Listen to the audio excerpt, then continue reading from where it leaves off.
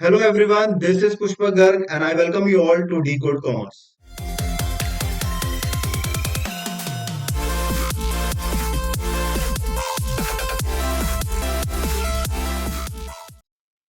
आज जो चैप्टर मैं आप लोगों के साथ शुरू करने वाला हूं, that is audit of consolidated financial statements.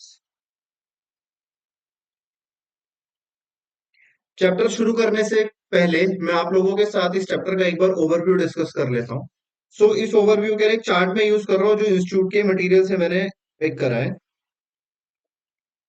इसके अंदर हमें कुल मिलाकर 5 टॉपिक पढ़ने के लिए मिलेंगे।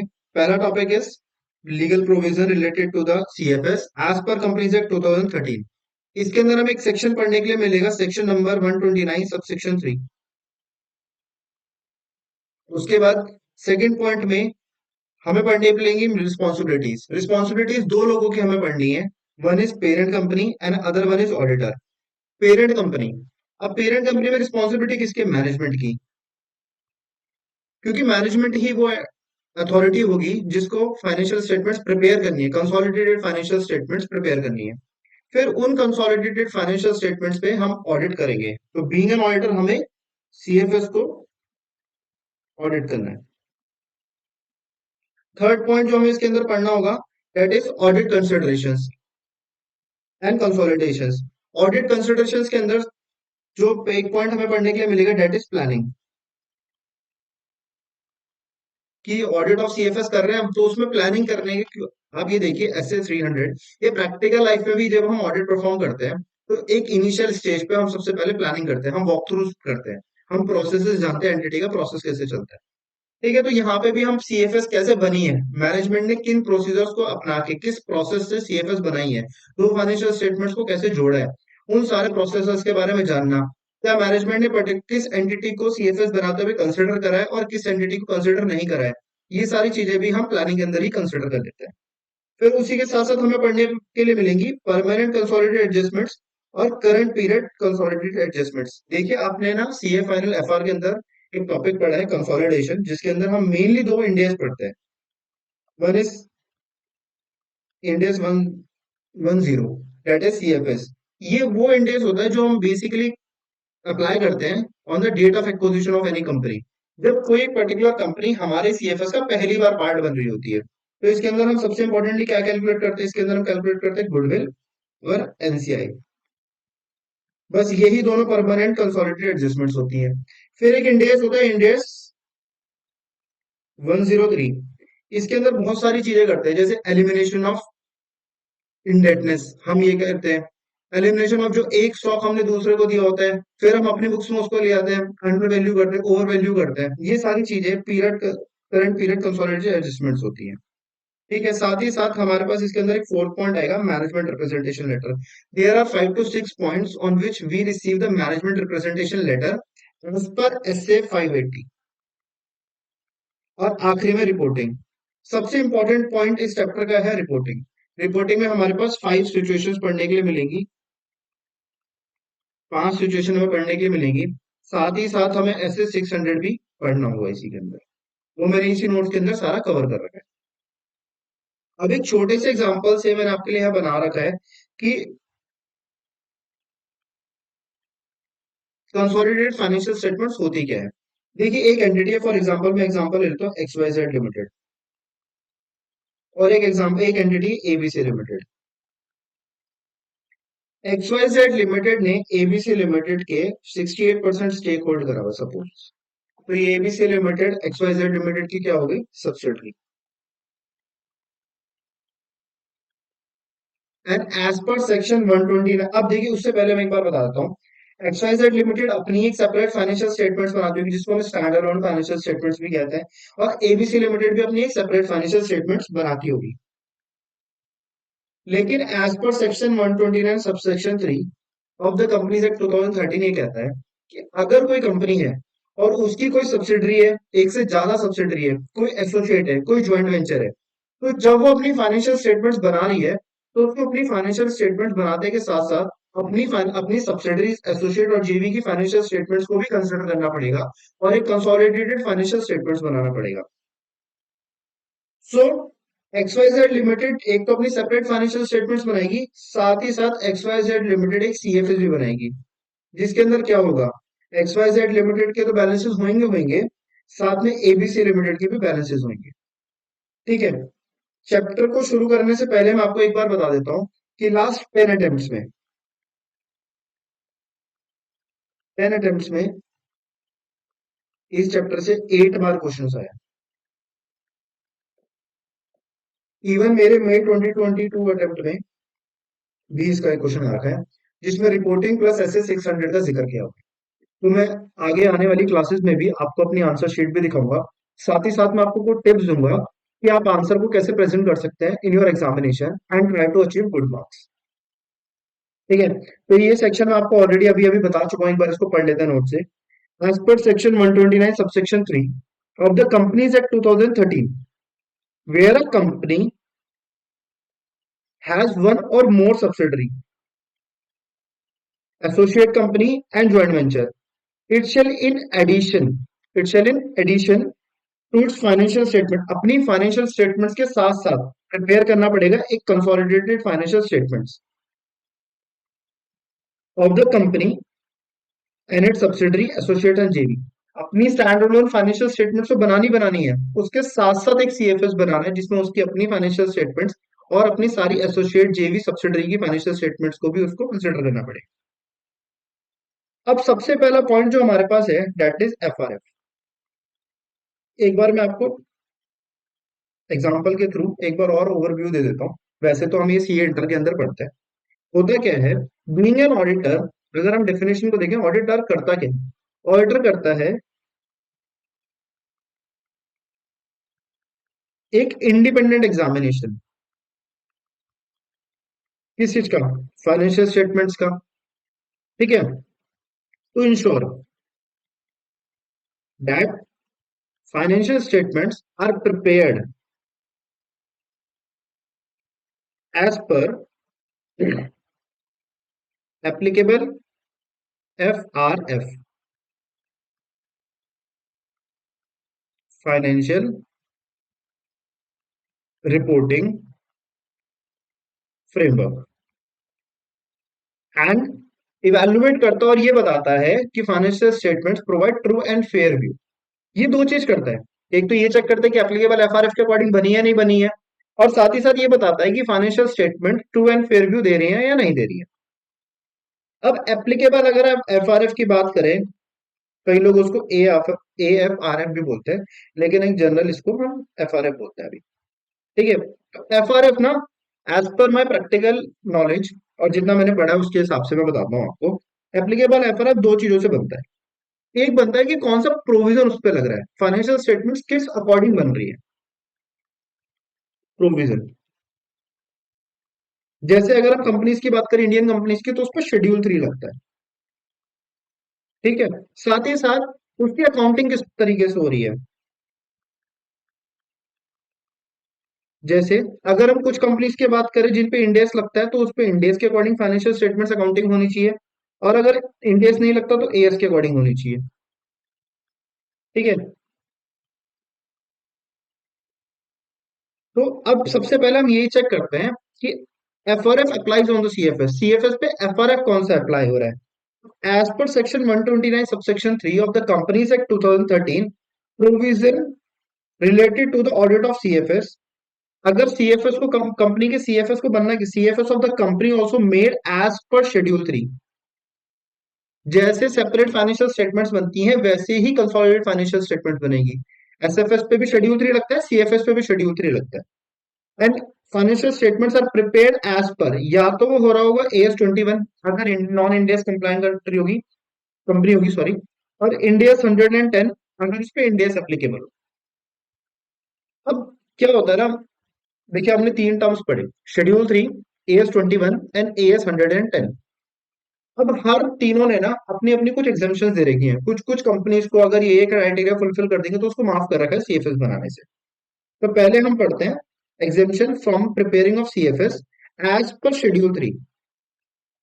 ठीक है। अगर हम शेड्यूल 3 की बात करें,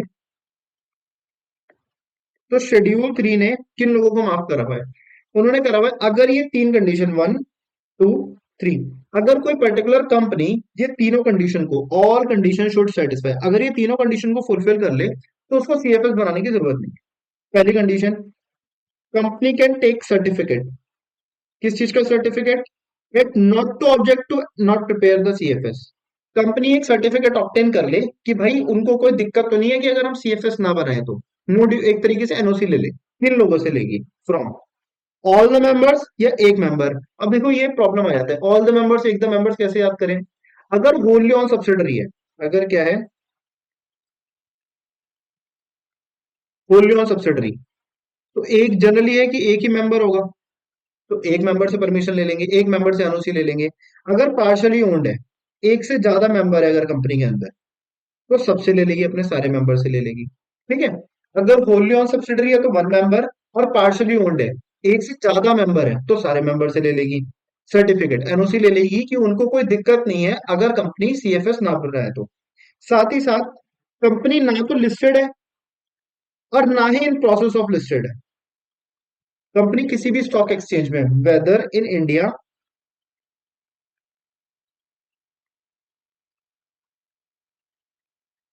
और आउटसाइड इंडिया,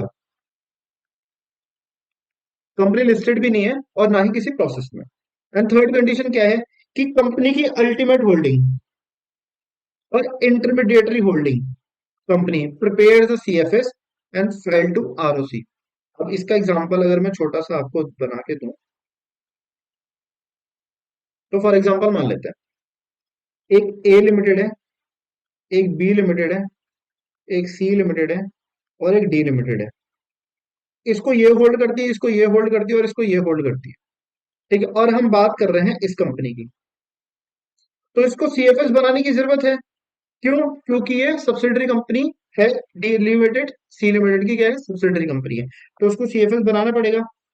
लेकिन अगर बी लिमिटेड, इसकी इंटरमीडिएटरी होल्डिंग कंपनी, या A limited ultimate holding company, ultimately इन सब कंपनीज को होल्ड किसने करा हुआ? ए लिमिटेड ने करा हुआ है। अगर ए लिमिटेड सीएफएस बना देती है और अपने सीएफएस के अंदर वो B limited, C limited, D limited को कंसिडर कर लेती है, अल्टीमेट होल्डिंग कंपनी अगर सीएफएस प्रिपेयर कर रही है, सो सी लिमिटेड को होल्ड सीएफएस बनाने की कोई जरूरत नहीं है। साथ ही साथ अगर बी लिमिटेड सीएफएस बनाती है, भाई considering C limited and D limited, तो भी उसको बनाने की जरूरत नहीं।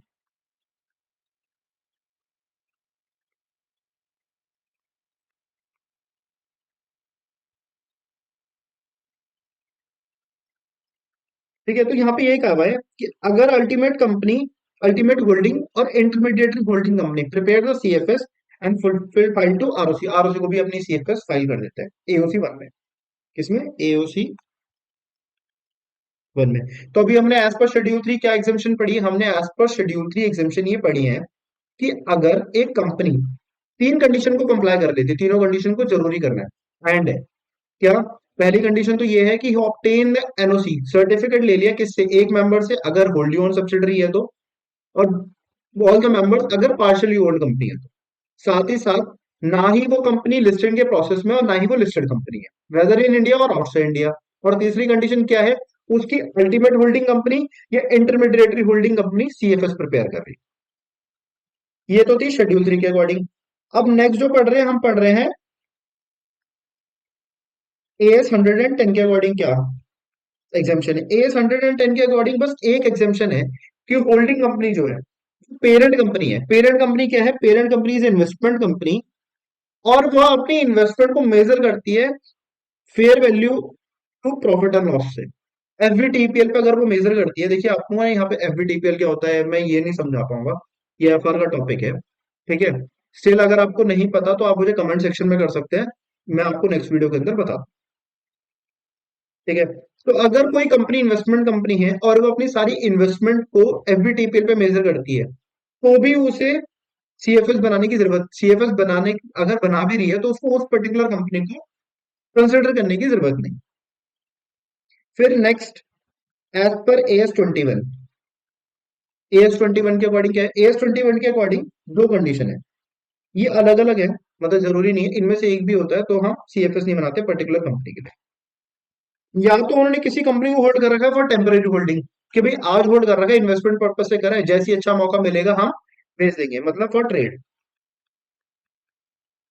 और होल्ड नहीं करा हुआ है, फॉर ट्रेड करा हुआ है। या दूसरा, अभी कुछ इकोनॉमिक बेनिफिट रिस्ट्रिक्शन है जिसकी वजह से long term fund transfer restriction आ रखी है, ऑपरेशंस नहीं हो पा रहे हैं। Operation under severe long term fund transfer restriction, मतलब सपोज हमारी कोई कंपनी है ए लिमिटेड, और एक बी लिमिटेड को हमने होल्ड करा हुआ है जो पाकिस्तान के अंदर है, और पाकिस्तान के साथ अभी हमारे रिलेशन अच्छे नहीं मेंटेन हो रहे, तो फंड्स ट्रांसफर नहीं हो रहे, और अभी हमें पता भी नहीं कि फंड ट्रांसफर होंगे कब। ए लिमिटेड और बी लिमिटेड अभी सब्सिडरी तो है, ऑन पेपर सब्सिडरी है, लेकिन फंड्स ट्रांसफर नहीं हो पा रहे, ऑपरेशंस नहीं हो पा रहे हैं, और पता भी नहीं कब होंगे। तो इस तरीके से ऐसी कंपनीज के ऐसे रिलेशनशिप को हम सीएफएस के अंदर अभी कंसिडर नहीं करते, एज पर AS 21। ठीक है, तो मैंने आपको क्या पढ़ाया, मैंने आपको ये पढ़ाया, देखो कि एप्लीकेबल एफआरएफ की बात करें तो एप्लीकेबल एफआरएफ क्या लगता है, एक तो शेड्यूल 3 का प्रोविजन लगना चाहिए, साथ ही साथ अकाउंटिंग होनी चाहिए या तो इंड एस 110 के अकॉर्डिंग या AS 21 के अकॉर्डिंग। ठीक है, इतना हो गया। उसके बाद as per section 29 subsection 3 of the companies act 2013 हम सीएफएस बनाते हैं, लेकिन शेड्यूल 3 ने कुछ एग्जेम्पशन दे रखी है, अगर एक पर्टिकुलर 3 कंडीशन को कंप्लाई करते हैं साथ में, वो मैंने अभी आपको पढ़ा दी। दूसरा, इंडिया 110 के अकॉर्डिंग, 110 के अकॉर्डिंग क्या है, अगर कोई होल्डिंग कंपनी, पेरेंट कंपनी क्या है, इन्वेस्टमेंट कंपनी है, और वो अपनी सारी इन्वेस्टमेंट को जो उसने सब्सिडरी के अंदर होल्ड करा हुआ है, वो उसको एफवीटीपीएल पे मेजर करती है, तो भी उसे सीएफएस बनाने की जरूरत नहीं है। AS 21 के अकॉर्डिंग क्या एग्जामेशन है, दो एग्जामेशन है। क्या क्या है, या तो टेम्पररी होल्डिंग है, होल्डिंग कर रही भी है हमने सब्सिडरी के अंदर, लेकिन फॉर ट्रेड ही करी हुई है, हम उसमें इन्वेस्टमेंट करें, जैसे ही अच्छा मौका मिलेगा, पैसा मिलेगा, हम बेच देंगे उसे। और दूसरा क्या है, इकोनॉमिक बेनिफिट रिस्ट्रिक्शन है, अभी जिस कंपनी के अंदर हमने इन्वेस्टमेंट कर रखी है उसके साथ ऑपरेशन के अंदर ना severe long term fund restriction है। ठीक है, अब मैंने देखो आपको जो चार्ट बताया था, हमने ये वाला पॉइंट कर लिया, अब हम सेकंड पॉइंट की तरफ बढ़ते हैं, रिस्पॉन्सिबिलिटीज। रिस्पॉन्सिबिलिटीज हमें किन की पढ़नी है, हमें दो लोगों की रिस्पॉन्सिबिलिटी पढ़नी है। पहले किसकी रिस्पॉन्सिबिलिटी पढ़नी है, पहले हमें रिस्पॉन्सिबिलिटी पढ़नी है पेरेंट कंपनी की। पेरेंट कंपनी के अंदर हम रिस्पॉन्सिबिलिटी पढ़ेंगे किसके, पेरेंट कंपनी के अंदर हम रिस्पॉन्सिबिलिटी पढ़ेंगे मैनेजमेंट की, कि भाई मैनेजमेंट को करना क्या है। ठीक है, मैनेजमेंट को क्या करना है। ठीक है, अब मैनेजमेंट का यहाँ पे काम क्या है, मैनेजमेंट के रूल्स ना हमने 7 पॉइंट में डिस्क्राइब कर रखे हैं, बहुत इजी है, एकदम आपको याद हो जाएंगे। ठीक है, सबसे पहले क्या है, मैनेजमेंट को सीएफएस बनाना है, तो सीएफ एक नॉर्मल आप सोचो, अगर आपको दो कंपनी को जोड़ना है, दो कंपनी की फाइनेंशियल स्टेटमेंट से एक फाइनेंशियल स्टेटमेंट बनानी है, कैसे बनाओगे। सबसे पहले आपको ये जानना पड़ेगा कि भाई हमें फाइनेंशियल स्टेटमेंट सीएफएस के अंदर किस किस कंपोनेंट को, किस किस कंपनी को जोड़ना है, किसका मर्ज करना है डाटा। तो सबसे पहले identify the component and it's financial info, कौन कौन सी फाइनेंशियल इन्फो को क्या करेंगे, हम कंसिडर करेंगे, पहला पॉइंट। अब यहाँ पे ना पूरे चैप्टर के अंदर ना सब्सिडरी को, एसोसिएट को, जेवी को एक टर्म दे दिएगा, कंपोनेंट। ठीक है, identify the component and financial info related to such component. Then second, reportable segment, कौन कौन से सेगमेंट को हम रिपोर्ट करेंगे, रिपोर्टेबल सेगमेंट, कौन कौन से सेगमेंट को हम क्या करेंगे, रिपोर्ट करेंगे। फिर identify the related party and related party transactions, identify the related party and related party transactions. साथ ही साथ हम ये देखेंगे कि भाई पूरी पूरी इंफॉर्मेशन जिस कंपोनेंट को हमें कंसिडर करना है, क्या उसकी पूरी इंफॉर्मेशन ऑब्टेन हो गई है या नहीं हो गई है, और एक्यूरेट होनी चाहिए। मतलब अगर हम सपोज किसी एसएफएस, किसी एबीसी लिमिटेड का एसएफएस चाह रहे हैं XYZ लिमिटेड की सीएफएस बनाने के लिए, तो क्या वो इन्फॉर्मेशन कंप्लीट है, एक्यूरेट है, ऐसा तो नहीं है। एसेट एक्चुअल में तो 1 लाख रुपए के थे, लेकिन शो कर दिया उन्होंने 2 लाख रुपए के, तो वो ऑडिटेड ले लेंगे हम, complete and accurate financial information of सब कंपोनेंट। फिर हम मेकिंग एप्रोप्रिएट कंसोलिडेटेड एडजस्टमेंट्स करेंगे, क्या करेंगे, एप्रोप्रिएट कंसोलिडेटेड एडजस्टमेंट्स। ये भी मैं आपको अभी थोड़ी सी देर में इस टॉपिक के बाद पढ़ा। ठीक है, हार्मोनाइजेशन ऑफ अकाउंटिंग पॉलिसीज करेंगे, इसका मैं एग्जांपल लेता हूँ एक छोटा सा। फॉर एग्जांपल, ए लिमिटेड और बी लिमिटेड, ए लिमिटेड अपनी क्या बोलते हैं, पीपी के लिए, सेम क्लास ऑफ एसेट के लिए कॉस्ट मॉडल यूज करता है, और बी लिमिटेड रिवैल्यूएशन मॉडल करता है। ये क्या हुई, अकाउंटिंग पॉलिसीज हो गई, डिफरेंट अकाउंटिंग पॉलिसीज हो गई डिफरेंट कंपनीज।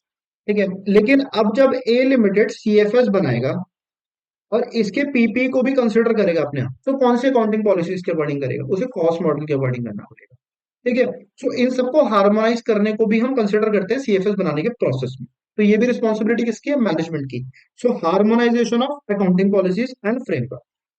साथ ही साथ अगर gap conversion in case of a foreign subsidiary, translation करते हैं हम फॉरेन करेंसी का इंडियन करेंसी में, जो रिपोर्टेबल करेंसी में, तो उस सबको भी हम यहाँ पे कंसिडर करेंगे। और रिस्पॉन्सिबिलिटी किसकी है? मैनेजमेंट की। तो एक बार मैं आपको रिवाइज करा देता हूँ। देखो, रिस्पॉन्सिबिलिटी ऑफ द पेरेंट, मतलब मैनेजमेंट की रिस्पॉन्सिबिलिटी क्या है सीएफएस बनाने में। सबसे पहले वो क्या करता है, देखो मेरे साथ काउंट करो और मेरे साथ याद करो। सबसे पहले क्या करता है? सबसे पहले आइडेंटिफाई कंपोनेंट करेगा और उसकी फाइनेंशियल इन्फॉर्मेशन की हमें क्या क्या चाहिए। उसके बाद क्या करता है? आइडेंटिफाई करता है रिपोर्टेबल सेगमेंट, किन किन सेगमेंट्स को हमें रिपोर्ट करना है। तीसरा क्या करता है? Identify the related party and related party transactions. Okay. Fourth क्या करता है? फोर्थ करता है, ये इंश्योर करता है कि कंप्लीट एंड एक्यूरेट इन्फॉर्मेशन आनी चाहिए किसकी? आइडेंटिफाइड कंपोनेंट की, जिसकी हम सीएफएस बनाएंगे, कंसिडर करेंगे जिसका कंपोनेंट को सीएफएस बनाने में। फिफ्थ पॉइंट इज, हम प्रिपेयर कर रहे हैं कंसोलिडेटेड एडजस्टमेंट। कंसोलिडेटेड एडजस्टमेंट दो प्रकार की होती है। One is permanent consolidated adjustment, PAC, और दूसरा क्या होता है? पीसीए। और दूसरा होता है current period and consolidated adjustment. ये भी हम पढ़ लेते हैं इसके बाद। ठीक है, उसके बाद क्या है? ये हो गया। उसके बाद क्या करेंगे हम? Accounting policies. अगर एक कंपनी कॉस्ट मॉडल अपना रही है और बी कंपनी रिवैल्यूएशन मॉडल अपना रही है, तो जब हम इनको कंसोलिडेट करेंगे तो हम हार्मोनाइज करेंगे अकाउंटिंग पॉलिसीज का। एक ही तो अकाउंटिंग पॉलिसी अपना सकते हैं, ऐसा थोड़ी कॉस्ट और रिवैल्यूएशन दोनों अपना लेंगे। ठीक है, हार्मोनाइज करेंगे। और अगर कोई फॉरेन सब्सिडरी है, वो डॉलर्स में बनती है और रिपोर्टेबल करेंसी क्या है हमारी? रुपीज है, तो उसको ट्रांसलेट करेंगे, गैप में कन्वर्ट करेंगे, इंडियस 21 लगाएंगे उसके ऊपर। ठीक है। फिर ऑडिटर की रिस्पॉन्सिबिलिटी क्या है? अब हम ये पढ़ लेते हैं।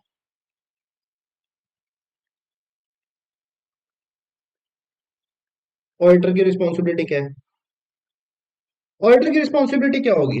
ऑडिटर को सबसे पहले चेक करना है कि जो भाई एफआरएफ बन, जो क्या बोलते हैं, फाइनेंशियल स्टेटमेंट बन रही है, जो सीएफएस बन रही है, वो किसके अकॉर्डिंग होनी चाहिए? एप्लीकेबल एफआरएफ के अकॉर्डिंग होनी चाहिए। सेटिस्फाई करेगा अपने आप को कि जो सीएफएस प्रिपेयर हुई है वो एज पर एप्लीकेबल एफआरएफ होनी चाहिए। फिर साथ साथ क्या देखेगा? ट्रू एंड फेयर व्यू होना चाहिए, प्रेजेंट करना चाहिए true and fair view CFS का। देखो, मैंने ऑडिटर की रिस्पॉन्सिबिलिटी के अंदर शुरू में ही आपको ये बता दिया था कि वो इंश्योर करता है that the financial statements are prepared as per applicable FRF. And second point क्या करता है? सेकंड पॉइंट वो ये इंश्योर करता है दैट कि financial statements present true and fair view. फिर इंक्वायर करेगा उन मैटर्स पे जो एज पर सेक्शन 129 143 सबसेक्शन 1 बताते हैं। ये मैंने आपको लास्ट चैप्टर ऑडिट ऑफ कौन सा चैप्टर पढ़ाया था मैंने आपको? ऑडिट ऑफ पीएसयू के अंदर बताया था, प्रोप्राइटरी ऑडिट के अंदर लिस्टेड। उसके अंदर ये टॉपिक पढ़ाया था जिसके अंदर टी हमारा, ई हमारा क्या था? ई नहीं था हमारे पास। ई नहीं था हमारे पास। ठीक है। L for long term advances, loans and advances. I for investment company. T for transaction. S for shares. ठीक है। P for personal expense. और डी फॉर क्या होता है? डिपॉजिट्स। फिर रिपोर्ट करेंगे हम कुछ मैटर्स पे जो सेक्शन 143(3) ए टू आई दे रखे हैं। ठीक है, हमें बस यहाँ पे ये लिख के अंदर आना है, उसके अंदर हमें ब्रीफ नहीं देना। ठीक है। और आखिरी में ऑडिटर ये इंश्योर करेगा, वैलिडिटी इंश्योर करेगा। क्या करेगा? वैलिडिटी। ये पॉइंट को आप पहले पॉइंट के बाद भी लिख सकते हो, पहले भी लिख सकते हो, कि जो फाइनेंशियल स्टेटमेंट सीएफएस बने, जिस एफआरएफ को कंसिडर करके वो सीएफएस बने, उसकी वैलिडिटी। अब एफआरएफ के अंदर एक तो देखो शेड्यूल 3 लगना था, साथ ही साथ AS 21 या AS 100, इंडियस 110 के अंदर से एक लगना था। ऑडिटर इंश्योर करेगा कि आप पर्टिकुलर कंपनी पे अगर इंडेक्स लगता था तो ऐसा तो नहीं वो इंडिया AS 21 के अकॉर्डिंग बना, वो इंडेक्स 110 के अकॉर्डिंग ही बनना चाहिए, एंड वाइस वर्सा। तो ऑडिटर की रिस्पॉन्सिबिलिटी के अंदर क्या है? पहली बात तो वो ये चेक करेगा एप्लीकेबल एफआरएफ के अकॉर्डिंग बने। दूसरा, ठीक है, ये चेक करेगा कि ट्रू एंड फेयर व्यू दे रहे हैं। 143(1) के अकॉर्डिंग लिस्टेड के मैटर्स पे इंक्वायर करेगा। अब याद है ना आपको, लिस्टेड के अंदर 143(1) के अंदर हम उन्हीं मैटर पे अपने कमेंट्स देते हैं जिनके अंदर हमें थोड़ा नेगेटिविटी दिखती है। जो पॉजिटिव है उन पे हम अपने कमेंट्स नहीं प्रेजेंट करते। फिर 143(3) के अकॉर्डिंग रिपोर्ट भी देगा, क्लॉज A to I।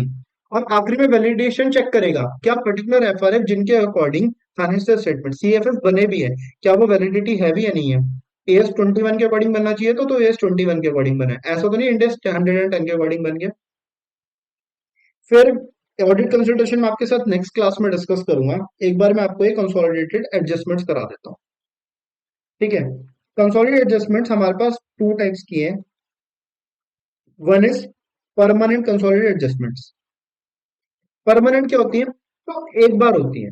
अब इसमें कौन सा इंडेक्स लगता है आपका? इसमें लगता है इंडेक्स 110। नॉर्मल है, कुछ नहीं, यहाँ पे बस आपको लिख के आना है, ये लिख के आना है कि परमानेंट कंसोलिडेटेड एडजस्टमेंट्स अगर दो टाइप के होते हैं खाली, एक होती है गुडविल और एक एनसीआई, इनको ही डिटरमाइन करते हैं बस। देखो, डिटरमाइन द गुडविल और determine the amount of NCI, बस इतना। और साथ ही साथ हम ये देख लेते हैं, देखो, these adjustments made only on, एक तो कब बनती है जब हमने एक्वायर करा होता है, on the date of acquisition, उस दिन सीएफएस बनाता है तो उस दिन हम निकालते हैं गुडविल और एनसीआई, एक तो तब। और जब हमारा परसेंटेज होल्डिंग, सपोज आज हमारी सब्सिडरी थी और आज हमने कुछ स्टेक बेच दिया जिसकी वजह से हमारी सब्सिडरी नहीं, उस दिन भी हम अपनी गुडविल और एनसीआई को कंसिडर करते हैं। तो these adjustments made only on first occasion, date of acquisition को कंसिडर करते हैं। साथ ही साथ हम ये वो किस दिन करेंगे, सब्सिक्वेंट ओकेजन क्या होगा, जिस दिन चेंज आएगा, हमारी परसेंटेज होल्डिंग सपोज 50% थी, आज वो 33 रह गई, तो आज हमारी सब्सिडरी हुई, तो उस दिन भी हम कंसिडर करेंगे कि हमारा एनसीआई कितना है और गुडविल कितनी है।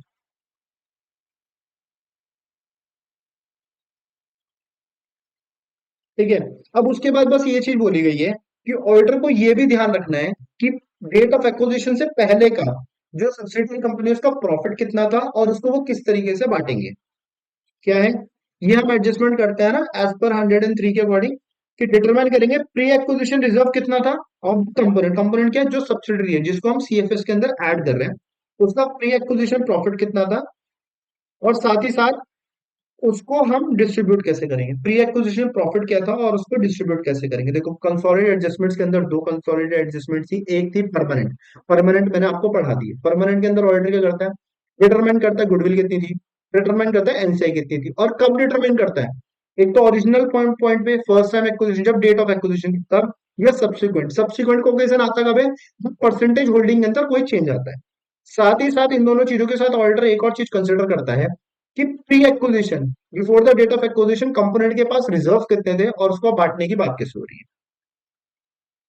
ठीक है, अब करते हैं हम discuss current period consolidated adjustments. बस आपको ना यहाँ पे 8 नाम मैंने लिख के दे रखे, बहुत सारे नाम है बुक्स में, कीवर्ड्स यही है, आपको इतना ही अगर आप ऐसे का ऐसे लिख के आए तो आपको फुल मार्क्स मिलते हैं। याद रखिए, और आईसीआई अगर 4 मार्क का क्वेश्चन और उसके अंदर 4 पॉइंट पूछे हैं तो हर पॉइंट के लिए आपको 1 मार्क्स तो एटलीस्ट अवार्ड होता है। ठीक है, देखो, intra group interest and dividend, A company ने कैपिटल कंट्रीब्यूशन के लिए बी कंपनी को डिविडेंड दिया, और बी कंपनी क्या थी, पेरेंट कंपनी। एसएफएस के अंदर तो वो डिविडेंड बताएगी इसको, लेकिन जब सीएफएस बताएगी तो उसको एलिमिनेट कर देगी। फिर unrealise intergroup profits, A company being a parent company B company को कुछ बेचती है, सामान बेचती है, और वो बी कंपनी के अभी भी स्टॉक के अंदर दिख रहा है, तो वो जो प्रॉफिट ए कंपनी ने बी से चार्ज करा था उसको भी एलिमिनेट करना है। इसको कहते हैं अपवर्ड साइड, अपस्ट्रीम और डाउनस्ट्रीम, एक टॉपिक आप पढ़ते हो 103 के अंदर, वही ये कह रहा है। फिर डीटीए एंड डीटीएल, उसको भी एलिमिनेट करना है एज पर इंडेक्स 12 के अकॉर्डिंग। फिर चेंज इन एनसीआई, अगर ड्यूरिंग द ईयर कोई चेंज इन एनसीआई, मतलब सपोज हमने अपना 5% स्टेक बेच दिया है, 5% स्टेक खरीद दिया और खरीद लिया, तो इसकी वजह से एनसीआई फ्लक्चुएट होता है, तो उसको भी हम करंट पीरियड के अंदर कंसिडर करते हैं। एडजस्टमेंट इन सब्सिक्वेंट इवेंट, अगर सब्सिक्वेंट इवेंट बी का था लेकिन ए की जब सीएफएस बन रही है तब उस सब्सिक्वेंट इवेंट को कंसिडर करा जा रहा है, या 31/3/2000 सपोज कोई भी ईयर, जब हमारे पास सीएफएस बना रहे थे जिस डेट पे, उसके बाद बी कंपनी से रिलेटेड कोई काम हो गया जो हमारी सब्सिडरी कंपनी है, तो उसको भी कंसिडर करेंगे। कन्वर्जन ऑफ फॉरेन कंपोनेंट, ये हमने पेरेंट की मैनेजमेंट की रिस्पॉन्सिबिलिटी के अंदर भी पढ़ा था, और यहाँ पे भी पॉइंट है कि किस प्रोसेस से इंडिया 21 का कैसे कैसे अप्लाई करके वो कन्वर्जन कर रही है। अकाउंटिंग पॉलिसीज को हार्मोनाइज करना, ये भी हमने पढ़ लिया। और इंटर ग्रुप इंडेटनेस। ठीक है, तो हमारे पास 8 पॉइंट में हमने क्या क्या बता रखा, elimination of interest and intra group के इंटरेस्ट और डिविडेंड को करते हैं, एलिमिनेशन ऑफ अनरियलाइज्ड प्रॉफिट करते हैं, कैप कन्वर्जन करते हैं, आपका क्या बोलते हैं, हार्मोनाइजेशन ऑफ अकाउंटिंग पॉलिसी करते हैं। ठीक है, इंडेटनेस को एलिमिनेट करते हैं हम एक दूसरे की। एनसीए के अंदर अगर कोई चेंज आ रहा है ड्यूरिंग द ईयर उसको कंसिडर करते हैं, कोई सब्सिक्वेंट इवेंट आ रहा है तो उसको भी कंसिडर करते हैं। ठीक है, अभी मैं आपको नेक्स्ट टॉपिक के अंदर, नेक्स्ट क्लास के अंदर मैं आपके साथ डिस्कस करूंगा ऑडिट कंसिडरेशन। ऑडिट कंसिडरेशन के अंदर हमारे पास दो पार्ट है, प्लानिंग पार्ट, प्लानिंग के अंदर 5 पॉइंट है, और साथ साथ प्रोसीजर हम ये इंश्योर करते हैं। देखो, हमने रिस्पॉन्सिबिलिटी के अंदर पढ़ा था कि जब भी हम एक कंपोनेंट की इंफॉर्मेशन ले रहे हैं वो कंप्लीट और एक्यूरेट होनी चाहिए, तो उससे रिलेटेड क्या प्रोसेस है वो भी हम पढ़ेंगे। उसके बाद हम रिपोर्टिंग पढ़ेंगे सीधा। ठीक है, मैंने पूरे नोट्स आपके साथ शेयर कर रखे हैं, ये नोट्स आप टेलीग्राम चैनल से भी ले सकते हैं। मेरे चैनल का नाम है डी कोड कॉमर्स। मैं आपके साथ लिंक में भी शेयर कर दूंगा in the description box. Okay, so next video बहुत जल्दी आ जाएगी, होपफुली कल मैं अपलोड कर दूंगा नेक्स्ट वीडियो भी। So till then, thank you and bye bye everyone.